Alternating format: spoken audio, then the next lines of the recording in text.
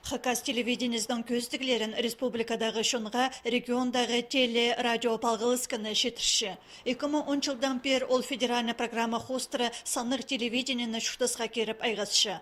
Пүнгі күнді Хакасияда 818 станция тест ондайынан тоғыншы. Анзы тергілер тоғызын көріп балер пазы ол пошет пістірсіғысы түзедір пөгінің еділші.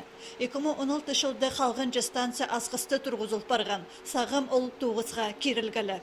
Станциялар көзі 1 ваттан 5 киловаттқа жетірі. Ең күстіглері Ағбын горыты, Шыра пазы, Новомихайловка алырда орнықшалар. Федеральная программа хостыры 818 станция шибіргі программа көздерге керек. Олар 9 пістің амда баршы. Ол станцияларға қозы оборудование тұрғызап, что олар шибіргі программа оңдай болған көздегі. Анда қабе сұрғылар бар, бүйгілбен.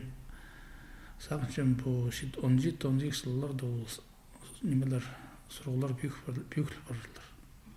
Региондағы телерадио палғылыскіні программаларны спутник пастыры көні алша. Ана оларны республика жа на оңдайнан таратшы. Ше орынды темнілген программалар ол сандық пакеттер сағым керілбеншелер.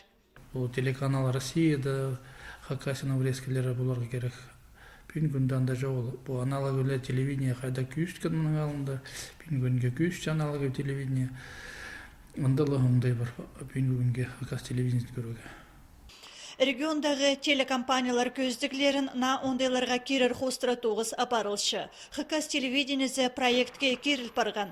Саннық телевидениені ұрттары үз тоғыз қапөкілі 2010 жылға керсаларға керек.